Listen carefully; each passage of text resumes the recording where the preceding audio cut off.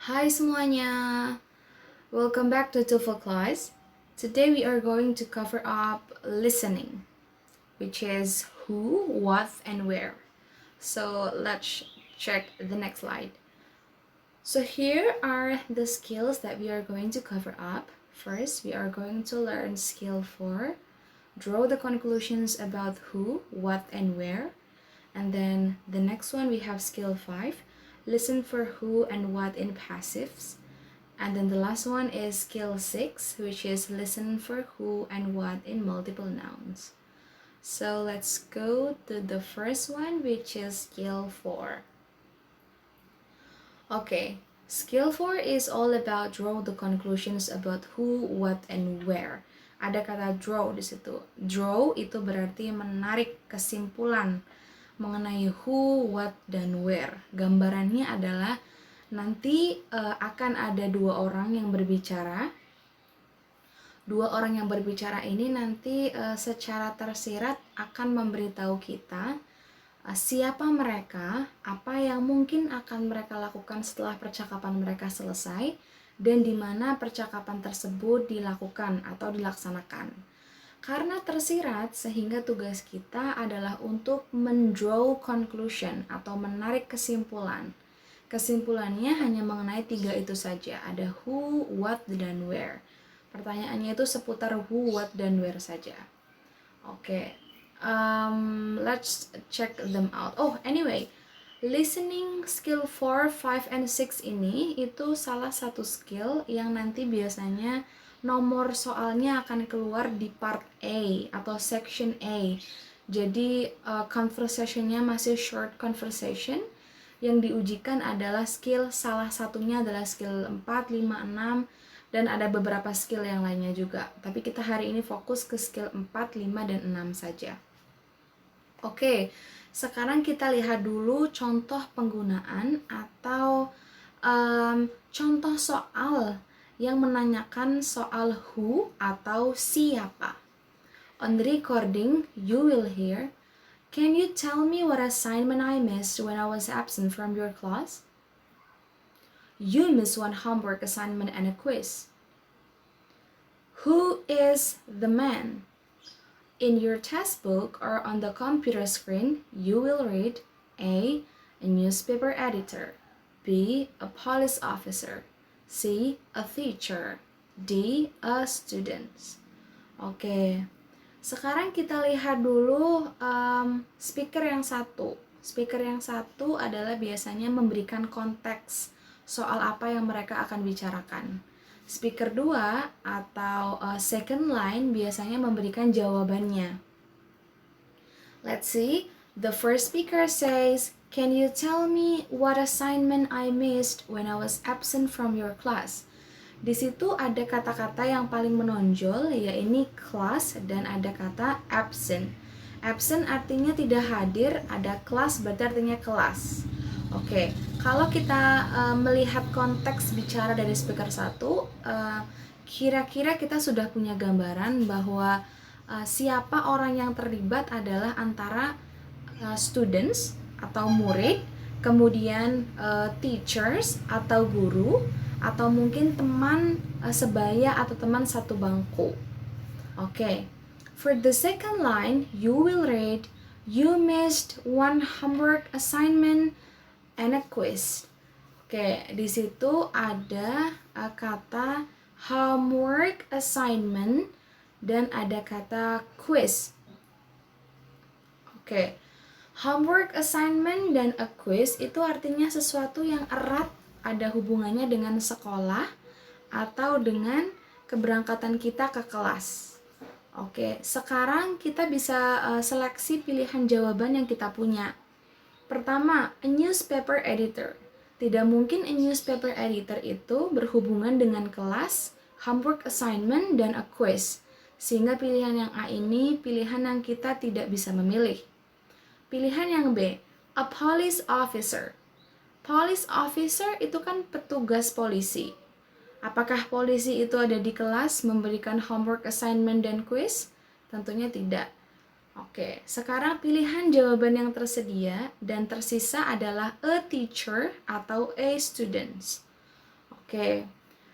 Kalau teman-teman yang hanya mendengarkan second speaker saja, mungkin akan terkecoh dengan jawaban yang as students. Tapi kalau untuk teman-teman yang juga pay attention atau memberikan perhatian lebih juga ke speaker yang satu, teman-teman akan mendengar kata your class. Your class artinya kelasmu atau kelas Anda. Sehingga ketika teman-teman menanyakan apa yang saya lewatkan ketika saya tidak hadir di kelas Anda, berarti man-nya adalah a teacher, sehingga jawabannya adalah a teacher. Lagi dan lagi saya ingin mengingatkan bahwa listening ini tidak bisa instan. Kalau structure mungkin kita punya grammar untuk bisa dipelajari. Sering-sering exercise mungkin akan lebih pintar. Kalau untuk listening ini, karena listen berarti kita mendengarkan, tandanya kita tidak bisa orat-oratan dulu, sehingga yang bisa teman-teman lakukan adalah mencoba untuk mengadjust atau membiasakan telinga teman-teman dengan lagu atau mungkin podcast atau mungkin movie yang speakernya adalah native speaker, atau juga kalaupun tidak native nggak apa-apa, tapi yang penting bahasa pengantarnya adalah bahasa Inggris. Oke, ketika mendengar atau ketika melihat, kita harus sambil melihat subtitlenya juga, kalau memang ada subtitlenya. Kalau misal di movie atau di YouTube, di video, biasanya ada. Oke. Let's go to the example of who. This is another example of who. I would like to deposit this check in my account, please. Would you like any cashback? Who is the man? Oke. Second speakernya ada kata cashback. Oke. Kemudian di first speaker atau speaker atau pembicara atau penutur yang memberikan konteks ada kata my account dan deposit. Ketika ada dua kata ini, tandanya jawabannya adalah yang apa kira-kira teman-teman? Oke, it is so obvious ya, jawabannya adalah yang B, a bank teller. Oke, ada deposit, ada account, ada cashback, sehingga jawabannya adalah yang a bank teller. Okay, next is the example of the question what atau apa. Kita akan melihat seperti apa sih contoh penggunaan soal yang ada kata what-nya. On the recording you will hear, are you going to read those books here in the library? I think I would rather check them out now and take them home.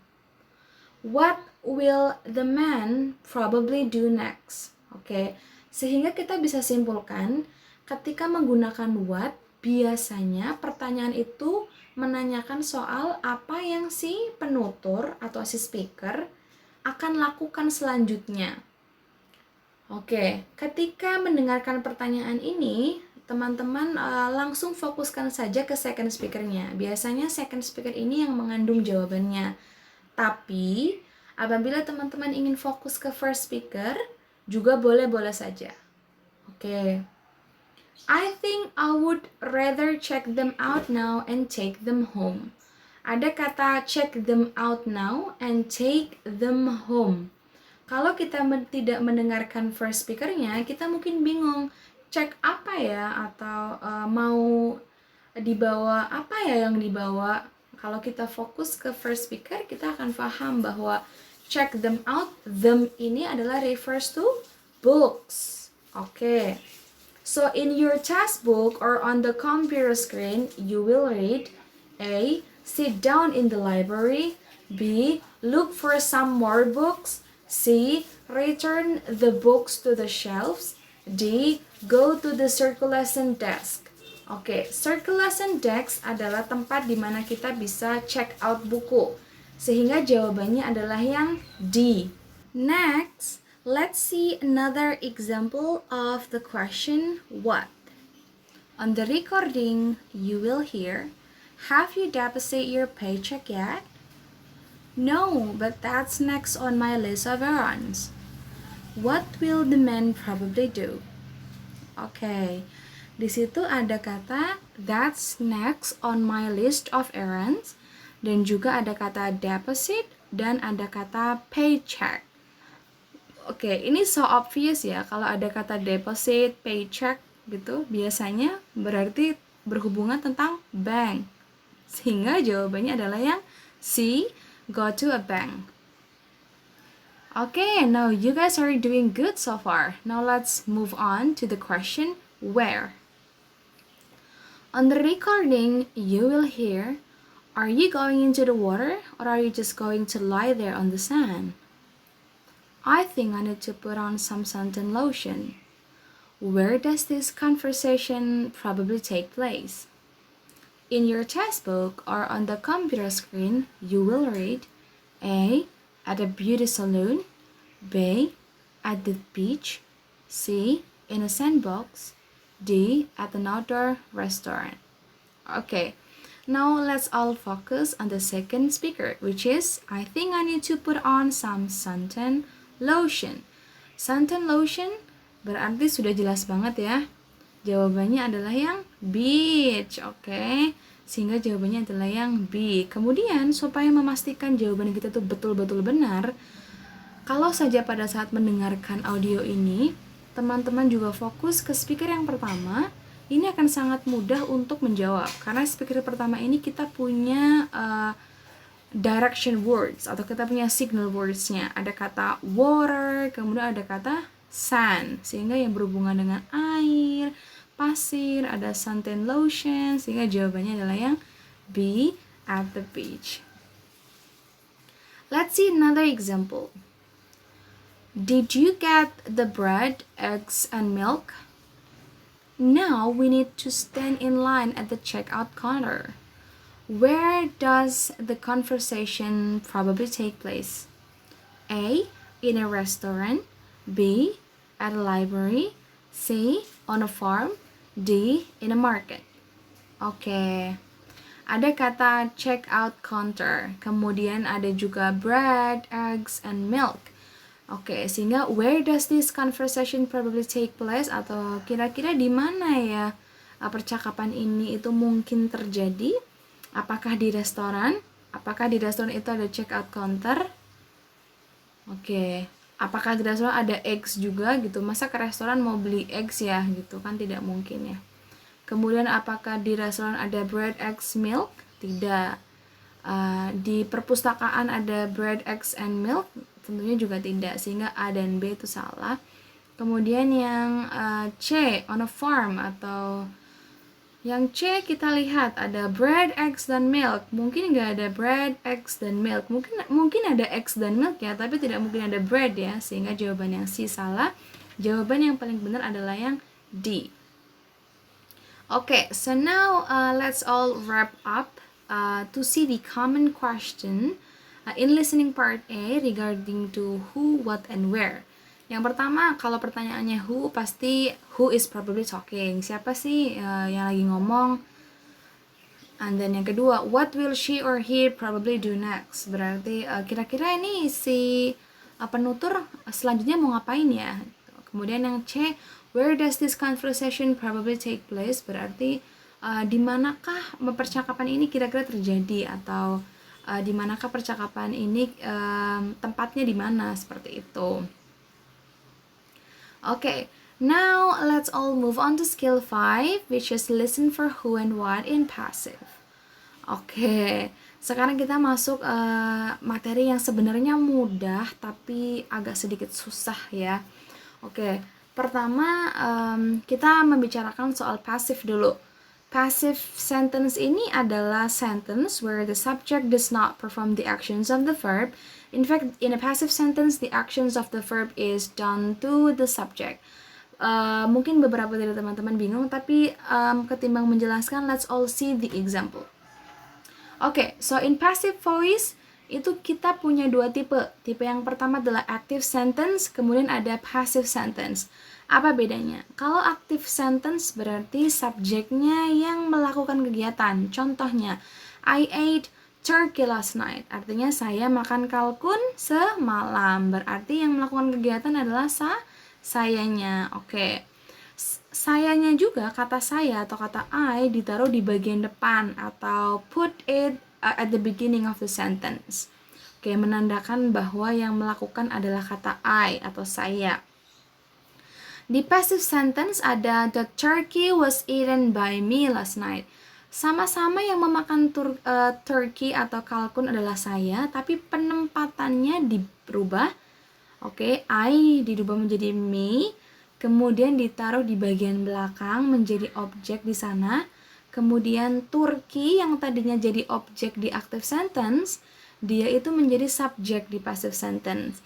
Cara mengartikannya pun jadi berbeda. Kalau yang active sentence, saya memakan kalkun semalam. Kalau yang di passive sentence menjadi kalkun itu dimakan oleh saya semalam. Atau the turkey was eaten by me last night. Oke ya. Ingat-ingat, active sentence itu berarti di sana itu ada verbnya. Boleh verb mau verb 1, mau verb 2, mau verb 3, boleh-boleh aja. Yang penting ketika diartikan itu ada kata me-nya di situ. Kalau passive sentence ketika diartikan dia harus ada di-nya. Oke. Di sini itu yang menandakan kalimat yang kedua adalah passive sentence karena kita punya verb be. Verb be adalah is, am, are, was, dan were. Di situ ada was ditambahkan dengan verb 3. Eaten adalah verb 3-nya sehingga was eaten itu menunjukkan dia itu passive sentence. But we are not going to talk about this any further because it is a listening section, not a structured sentence. Jadi saya cuma kasih brief explanation aja mengenai passive voice. Jadi, let's see the example first. Did Sally go to the bank this morning? Yes, she did. She got a new checking account. What does the woman imply? Oke, ada kata she got a new checking account. Apakah di kata she dan got terdapat verb be? Verb be itu is, am, are, was, dan were. Jawabannya adalah tidak. Oke, karena tidak terdapat itu, kemudian juga tidak ada verb be ditambahkan dengan verb 3 di kalimat yang kedua, sehingga bisa dipastikan itu adalah kalimat aktif. Kalau second speaker-nya adalah kalimat aktif, kita harus memilih jawaban dengan jawaban yang pasif. Kita lihat kenapa jawabannya C.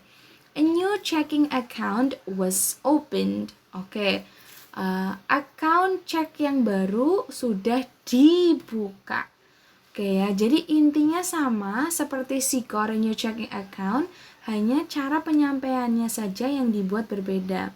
Kesimpulannya adalah ketika second speaker-nya itu adalah active voice, maka jawabannya adalah pasif. Oke, begitu juga sebaliknya atau vice versa. Kalau second speaker-nya itu pasif, jawabannya berarti harus diaktif. Seperti itu. Hanya saja kalau kita mendengarkan listening itu kan sudah susah mendengarkannya karena terlalu cepat bulenya ngomong. Kita jadi nggak kepikiran untuk memilih mana aktif atau passive voice-nya seperti itu kan. Jadi saran saya adalah intinya dengarkan saja paragraf yang kedua. Oke ya, nanti habis itu kita baru pilih. Lebih bagus lagi ketika first speaker-nya juga didengarkan, karena itu juga akan memberikan konteks. Oke, sebetulnya kalau teman-teman bisa mendengarkan dengan cermat, begitu, kemudian teman-teman mendapatkan she got a new checking account dan teman-teman harus memilih jawaban yang pasif, di situ jawaban yang pasif cuma ada satu, yaitu yang C, berarti otomatis jawabannya adalah yang itu. Seperti itu. Next, let's see another example. Alice needs to pay her tuition today, but her tuition has already been paid. What does the man imply? The man-nya bilang her tuition has already been paid. Oke, Ada kata has already been paid, itu berarti tandanya dia adalah passive voice. Ada has ditambahkan dengan been ditambahkan dengan verb 3 paid-nya. Sehingga kita pilih jawaban yang mengandung active voice ya. Active voice-nya adalah yang C. Alice has already paid her fees. Kalau yang C, yang A maksud saya itu salah karena ada has been paid. Oke, kalau yang B itu bukan salah grammarnya, tapi salah artinya. Karena di second speaker kan sudah bilang kalau uang kuliahnya atau SPP-nya sudah dibayar. Kalau yang di situ kan harus atau dibutuhkan untuk segera membayar. Yang pilihan yang B itu sehingga salah. Kalau pilihan yang D otomatis salah ya karena tidak sesuai dengan konteks dari percakapan yang tadi saya bacakan. Okay, that's it for skill 5. Now let's all move to skill 6, which is listen for who and what with multiple nouns. Apa sih maksudnya multiple nouns? Multiple nouns itu artinya adalah akan ada beberapa nama, 2 atau 3 nama atau juga bisa pronoun yang disebutkan dalam percakapan. Kalau teman-teman tidak fokus, ini akan membingungkan teman-teman. Which noun does what? Atau ini tadi siapa yang melakukan apa ya? Seperti itu. Let's see the example. Do you know who is in the band now? I heard that Mara replaced Robert in the band. What does the woman say about the band? Ada kata Mara, ada kata Robert. Kalau kita tidak fokus, kita bisa mengartikan kalau Robert yang menggantikan Mara di posisi band itu. Nyatanya adalah Mara yang menggantikan Robert, sehingga jawabannya adalah yang D. Mara took Robert's place in the band. Oke. Kalau tidak fokus tadi kita bisa menjawab yang B ya. Robert took Mara's place in the band, begitu. Atau yang C, Mara didn't have a place in the band. Oke, next. There is a conclusion for skill 6. So the conclusion is if the dialogue contains a passive statement, then the answer would be inactive statement and vice versa. Okay. Now since you already know the idea and also the tricks, let's do the last example together. Why is Bill not at work this week? His doctor made him take a week off. What does the woman mean? Oke, silahkan teman-teman baca dulu secara cepat, di-scan saja untuk pilihan A sampai D. Oke, sudah? Oke, now let's see. His doctor made him take a week off. Berarti Bill itu punya dokter, dokternya ini menyuruh Bill untuk cuti seminggu, sehingga jawabannya adalah yang D. Bill took a vacation on his doctor's orders. Alright everyone, that's it for today's meeting. Thank you for having me. I hope you guys have a very good day. So see you on the next meeting. Bye.